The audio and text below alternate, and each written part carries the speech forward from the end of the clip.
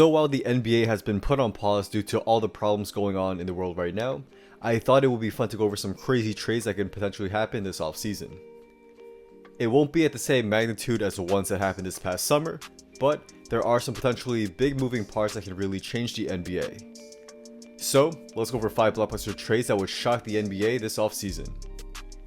And very quickly before we get into it, if you want to see more interesting NBA content just like this, be sure to drop a like and subscribe, as I really do appreciate all your guys' support, and it really does go a long way into helping the channel grow. So first up, I have Victor Oladipo to the New York Knicks for Dennis Smith Jr., Taj Gibson, Wayne Ellington, the Clippers 2020 first round pick received from the Marcus Morris trade, and a Knicks future protected first round pick. So recently, the Pacers offered Oladipo a 4-year, $80 million contract extension, which Oladipo quickly declined. Looking from both perspectives, it does seem like Oladipo thinks he is worth a max, or at least nears there, given his strong play in Indiana besides his past season. However, Oladipo has looked like a shell of his former self since returning, and I definitely think it's reasonable for the Pacers to feel hesitant in giving him a max deal, given that he is so questionable to return to his old form since his game does rely a lot on his athleticism. This has led to a lot of trade speculation between the Pacers and Oladipo, and they have been connected to a potential trade with the Knicks. The Knicks would do this deal to get a new face of the franchise who can have the ball in his hands a lot, and this is something that's been questionable for Oladipo in Indiana given the acquisition of Brogdon and the emergence of Sabonis as their top scoring option this season. Oladipo would bring excitement for the Knicks and a great mentor for Barrett, and it's likely the Knicks would agree to a near max extension for Oladipo. On the other hand, the Pacers would do this trade to get at least something for Victor, instead of potentially letting him walk for nothing, and they will get some nice pieces in this trade as well. Ellington is a solid shooter off the bench, Gibson is an expiring contract and a solid backup big, and Dennis Smith Jr. could potentially be an exciting reclamation project. But the two big prizes in this trade will be the 2 first round picks they would receive in the trade, and they can use these assets to make a trade for another high impact player. This will be a really fun trade to see go down, and I actually think it's certainly possible that this may occur this offseason. Next up, I have Danny Green and Kyle Kuzma to the Sacramento Kings for Buddy Hield. This is another one of my favorite trades on this list, and I do think it's a win-win for both teams. To start off with the Lakers' perspective, if they do not win a chip if the season does in fact resume, I think what has really been missing is that third go-to scorer when LeBron and Davis are out of the game. Hield could be that guy, as he has averaged about 20 points per game over the past 2 seasons. He's a great shooter who would thrive playing off of LeBron and AD, and he can also get hot and take over the offense when those two are out of the game as well. Kyle Kuzma has just not been able to consistently do this season, and I think it may be time for the Lakers to look for other third scoring options if they don't make the finals or win a chip. Hield is on a pretty big contract, but it's not super unreasonable, and I think he could help provide some much needed scoring as one of the go-to options for the team. On the other hand, the Kings would do this deal given that they have said they are going to match any offer for Bogdan Bogdanovic, and it's clear that he is going to be the starting shooting guard of the future. It has been known that Hield is available for trade, and they will be getting some nice pieces in this deal. Kuzma can be their starting 4 who may play better in a bigger role, and Green is a very good shooter and defender either starting or coming off the bench.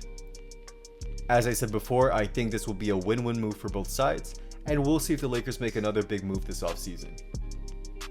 So moving on to the next trade, I have Aaron Gordon to the Houston Rockets for Eric Gordon and Daniel House. Adding Gordon to the Rockets' fast-paced offense is almost a perfect fit, and he would thrive consistently playing as a small ball 4. Gordon has struggled playing at the 3 with the Magic, and he will likely stay at that position once Isaac returns from his injury. But we've seen since Isaac's injury, Gordon has put up near triple-double numbers, being able to do it all, but that's likely going to stop once Isaac returns. I do believe it's in the best interest for Gordon and the Magic to trade him, and they could get a solid return for him by trading him to the Rockets. The Magic would get a guy who can truly play at the 3 and has developed into a very good all-around player in Daniel House, and Eric Gordon would give the Magic another scorer and shooter that they do really need. The Rockets will do this trade to get an athletic 4 who can score, rebound, pass, and defend, and they would also be getting rid of Eric Gordon's terrible contract extension. But I think Aaron Gordon would thrive getting easy baskets on lobs from Harden and Westbrook, and he would be a solid secondary playmaker when one of them is out of the game. He should hopefully see an increase in his shooting percentages given a lot more space playing in D'Antoni's offense, and I think he's a very underrated defender who can guard multiple positions. A starting lineup of Westbrook, Harden, Covington, Gordon, and Tucker would make for a high-powered offense with great versatility on defense, and I think this could be the key in helping the Rockets get true contender status. Next up, I have Rudy Gobert to the Dallas Mavericks for Dwight Powell, DeLon Wright, Jalen Brunson, a 2020 first-round pick swap option, a 2022 pick swap option, a 2025 unprotected first-round pick, and an unprotected second-round pick. It has been reported that Gobert and Mitchell have been trying to put their issues aside and get back to working together over the past few days, but there is a chance it just doesn't end up working out. If it doesn't, the Jazz will likely first put Gobert up on the trade block, and a deal with the Mavs in somewhat of a quick rebuilding move could be a solid option. The Jazz will be getting one of the most underrated point guards in the NBA in my opinion in Jalen Brunson, and I think he would thrive in starting next to Mitchell. Conley is getting old and has looked pretty bad this season, so Brunson could give the Jazz their starting point guard of the future next to Donovan. DeLon Wright will be a great defensive piece off the bench who can also do a little bit of playmaking as well, and Powell is a solid rim runner when healthy. However, what's key is that the Jazz will be getting a variety of pick swap options and draft picks in this deal which they can later flip for another contributor if they are trying to rebuild and go back to contending quickly. Attaining these assets will provide the Jazz with some flexibility on their next steps if they trade Gobert, and this will be a solid package for a disgruntled player who has only 1 year left on his contract after this season, and I think not a lot of people know that the Jazz have not even been willing to give him a max extension. Now heading over to Dallas, the Mavs will do this trade in a win now move, and they will be getting a disgustingly good defensive front court with Porzingis and Gobert.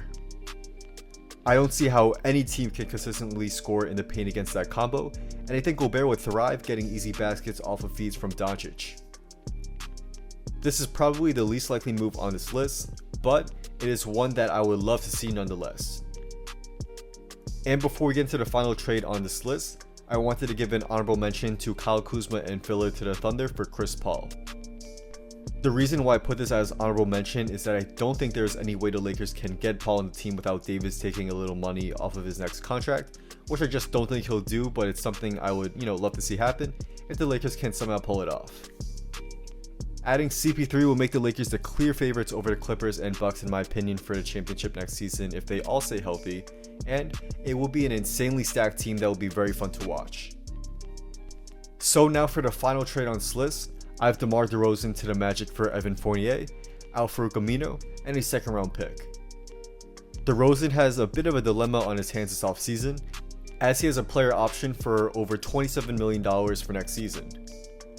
Obviously that's a ton of money, but it has been reported that he doesn't want to stay in San Antonio, at least from what reports have said.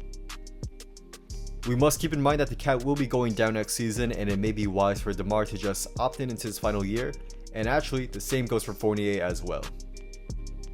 Evan Fournier is also in the same situation, obviously for less money, but if both players do this, it would make sense for the Spurs and Magic to make a swap of shooting guards.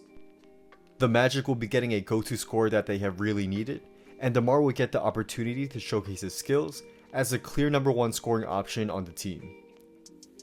The Spurs will do this trade to get rid of a disgruntled player in DeRozan, and they will be getting some nice pieces to maintain their usual competitiveness. Fournier is a solid scoring guard who can put up 20 points on any given night, and Amino is a nice defensive wing. The Spurs will get a second round pick as a sweetener as well, and while it's not a great package by any means for DeRozan, I just can't see them getting much else for a guard who can't shoot threes in the modern NBA. So that's a wrap. Thank you guys all for watching. Before we end this video, I wanted to give some quick updates. Sorry I have not been making too many videos over the past month or two. As you guys know, there's not much to talk about in the NBA, and I've been really busy with classes, but once I'm done with classes around probably mid-May-ish, I will be getting back to making about 1 or 2 videos a week. We'll see what happens. Hopefully the NBA returns, but nothing's set in stone yet. Also, I hope all you guys are staying safe out there, staying inside. Things are still pretty serious right now, but I'm hoping and praying for all you guys that you guys are all safe. And if you guys are ever bored, just hit me up on IG, DM me. We can talk about basketball, talk about whatever you want. I'm pretty bored too, so link in the description. hit me up, and that's about it. So once again, thanks guys for watching. Be sure to subscribe for more NBA content. Drop a like, drop a comment, and I'll definitely try to get back to most of you guys there. And hopefully I'll see you guys soon for my next video. Peace.